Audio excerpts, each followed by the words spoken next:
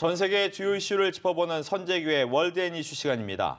치열한 물밑 경쟁 끝에 우리나라가 세계 최초 5G 상용화라는 타이틀을 거머쥐었습니다. 이렇게 본격적인 5G 시대가 열리면서 차세대 통신 기술을 둘러싼 미국과 중국의 신경전도 격화하고 있습니다. 이와 관련해서 선재규 연합인포맥스 선임 기자와 함께 자세한 이야기 나눠보겠습니다.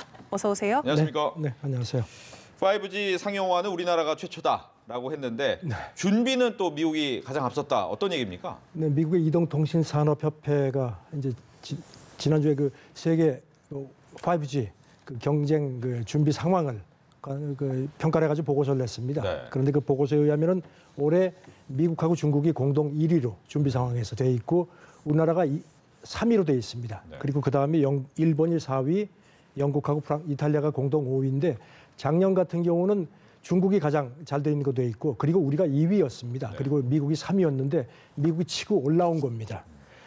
지금 이 보고서는 미국이 그 상용 5G 시스템 전국에 이렇게 퍼뜨리는 그 작업에서 올해 92곳을 설치할 것 같다. 그러면서 이게 한국의 한 2배, 영국의 5배라고 이렇게 지적을 했습니다. 그러면서 미국 정책 당국이 적극적으로 대응을 해서 이렇게 미국이 좀 개선이 됐다. 이런 얘기를 했는데 아시다시피 트럼프가 지금 중국의 화웨이 같은 데를 굉장히 견제를 세게 했죠. 그렇죠. 그래서 스탠퍼드라든가 하버드, MIT 같은 미국의 명문 대학도 화웨이하고 지금 안 하겠다고 연구를 안 하겠다고 했는데 일단 중국이 지금 상당히 좀 신경을 쓰이는 그런 상황이 됐습니다. 네, 이렇게 미국이 화웨이를 견제하는 이유가 화웨이가 5G 선두 기업이기 때문인데 네. 미국과 중국의 5G 경쟁도 본격화되고 있습니다.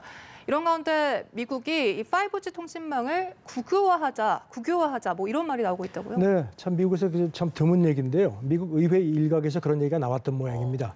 이제 국가안보 문제가 걸려 있다는 그런 명분인데요. 하지만 백악관 쪽에서는 그건 좀 그렇다는 좀 견제를 했습니다. 그 커들러 백악관 경제자문위원장이 지난주에 미국 이동통신산업협회 포럼에 참석을 했는데요. 지금 현재 4G 시스템도 이렇게 자유경쟁 하에서 특별한 문제가 없었다. 그러니까 지금처럼 주파수 대역을 이렇게 경매하고 민간 기업이 주도하는 시스템은 5G 시대에도 유지가 돼야 된다. 다만 국가 안보 걱정들이 많기 때문에 미국 정부가 계속 관여를 하겠다. 이런 입장을 밝혔습니다. 그러면서 미국 기업들이 5G 시대의 표준화를 주도를 해주길 바란다. 이제 속내를 드러냈습니다. 네. 저도 이 기사 봤지만 이 최초 상용화 때문에 우리나라 미국이 1시간 더 빨리 하느냐 마느냐 이런 것 때문에 굉장히 첩보전 같은 움직임을 보였어요. 지난주에 그랬었죠. 우리가 네. 2시간 빠르게 개통을 한 걸로 돼 있고 그러는데 이제 미국 언론이라든가 일본 언론 같은데 조금 좀 비판적입니다. 그러니까 원래 미국의 버라이전하고 이제 우리 SK텔레콤이 경쟁을 했는데 그렇죠. 이제 버라이전 쪽에서 새치기를 하려고 한다는 첩보가 아마 들어왔던 그래서 이제 우리가 빠르게 이제 개통을 했는데 이제 미국 언론 지적은 한국의 연예인이라든가 일부 이렇게 해서 이제 순식간에 개통을 했는데 사실 별 의미가 없는 거 아니냐 이런 얘기를 했는데 어쨌든지 상징성은 큰 거다. 그런데 또 중국의 글로벌 타임스가 미국하고 한국이 서로 1등을 했다고 하는데 웃기는 얘기다. 실질적인 상용화는 중국 없이는 안 된다. 또 이렇게 또 견제를 했습니다. 네, 이런 가운데 뉴질랜드 총리 아던 총리가 중국에 방문했습니다. 네. 사실 뉴질랜드는 화웨이를 금지하기로 한 나라 중 하나지 않습니까? 금지를 하는 걸로 그렇게 이제 미국 언론들이 이제 관측을 했는데, 네. 시진핑 주석하고 이제 공동 기자회견을 했는데, 아덴 총리 얘기가 아직까지 화웨이를 배제하기로 결정한 건 아니다. 약간 중국에 좀 유화 제스처를 보냈습니다. 그랬는데 이제 중국 언론이 또 요거를 딱 그냥 물어가지고 이탈리아가 지금 G7 국가 가운데 처음으로 시진핑의 1대1로 프로젝트에 들어가기로 했죠. 그렇죠. 그래서 트럼프가 상당히 심기가 불편했는데 뉴질랜드도 1대1로 프로젝트에 좀 관심을 보이는 것 같다. 슬그머니 또 운을 뗐습니다. 트럼프 심기를 살짝 건드린 겁니다. 또. 예. 그러면 이제 중국 같은 경우에는 5G 시대에는 개방과 협력이 필요하다라고 하는 건데 미국 보러 우리 좀 놔줘라 이런 뜻 아닙니까? 중국 공업정보화 부장이 지난주에 보아우 포럼이 열렸는데 거기 참석해서 이게 미국이 자꾸 이렇게 견제를 하는 건 이제 직접 비판은 안 했습니다. 우회적으로 5G 시대에는 글로벌 표준이 필요한 거다. 그러면서 키워드는 개방, 협력, 표준화다. 그러면서 뭐라고 했냐 하면은 이제 이전에 3G 시대에는 표준이 3개였다. 그리고 그렇죠. 이제 지금의 4G 시대에는 2개라서 아주 전 세계가 혼란스럽지 않느냐. 그러니까 이제 5G는 특히 어떤 더욱더 중요한 역할을 하기 때문에 단일 표준을 만들자. 중국이 거기 협조하겠다 이렇게 얘기를 하면서 특히 이제 사물 인터넷 얘기를 했습니다. 네. 지금 5 시대 지금 현재 이제 인터넷을 많이 쓰지만 사람 간의 인터넷 부분은 한 20%밖에 안 된다. 나머지는 자율주행차라든가 무슨 스마트 홈 이런 그렇죠. 사물 인터넷이기 때문에 이쪽으로 가려면은 더욱더 표준화가 중요한 거다. 이렇게 얘기를 했습니다. 네, 이렇게 말씀하셨듯이 4차 산업, 인공지능이라든가 5G 그리고 사물 인터넷에 관해서 미중의 경쟁이 본격화되고 있는데 여기서 나아가서 우주 산업에서도 경쟁이 심화되고 있다고요?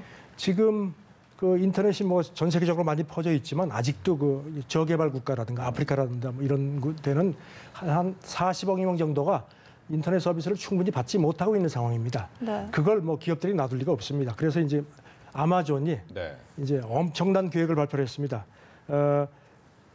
지상 590km 그쪽쯤에 저궤도 위성을 3,236개를 띄워서 네. 한 50억 달러를 투자하겠다는 겁니다. 그래서 아까 말씀드린 40억 명의 아직까지 인터넷 혜택을 충분히 받지 못하는 사람들한테 아주 풀 서비스를 하겠다. 말이 그렇지만 이게 새로운 시장이거든요. 그렇죠. 그러니까 뭐 이거 외에 지금 뭐 일본의 소프트뱅크, 에어버스, 퀄컴도 지금 합작을 해서 이 시장을 지금 노리고 있고 페이스북도 뭐 이미 진입했습니다. 네. 마이크로소프트 같은 경우는 이미 1990년대 말에 이제 들어가 있는데 아직까지 뭐 큰 진전은 없는데 이 시장 경쟁도 뭐 지금 아주 뭐 치열합니다. 예. 중국도 뭐 위성 발사하면서 우주에 대해서 같이 가겠다. 네. 또 해저 케이블까지 하면 뭐 하늘 바다 뭐 안 싸우는 데가 없네요. 올해 이제 위성을 쏘기 시작해서 네. 이제 272개를 쏘겠다는 겁니다. 그래서 이제 무료 와이파이 서비스를 제공하겠다. 말이 무료지 사실상 뭐 무료로 주고 그다음은 어떻게 될지 아무도 모르는 그렇죠. 거죠. 그런데 이제 일본 신문 보도를 보면요. 이렇게 지금 뭐 우주 경쟁도 하고 하지만 아직까지도 전 세계 인터넷 서비스의 90%가 해저 케이블로 이루어지고 있습니다. 그래서 이제 이 길이가 전부 합쳐서 한 120만 킬로미터 정도 되는데 이것도 지금 뭐 미국하고 중국이 경쟁이 치열합니다. 미국은 이제 주로 태평양하고 대서양 쪽에 이제 더 부설을 하려고 하고 있고요. 네. 중국은 이제 인도양하고 지중해 쪽 이제 그쪽에 이제 초점을 맞추는 모양입니다. 우리 같은 경우는 SK 브로드밴드가 일본, 중국, 대만, 싱가포르 기업하고 같이 지금 이쪽 동북아 해저 쪽에 지금 한 10,000 킬로미터를 한 내년까지 이제 완공시키려고 지금 부설을 하고 있어서 지금 뭐 하늘도 그렇고 바닷속도 그렇고 뭐 치열합니다 경쟁이. 네. 결국은 돈이기 때문에요. 예. 알겠습니다. 선재규 연합인포맥스 선임 기자와 함께 이야기 나눠봤습니다. 오늘 말씀 고맙습니다. 감사합니다. 감사합니다.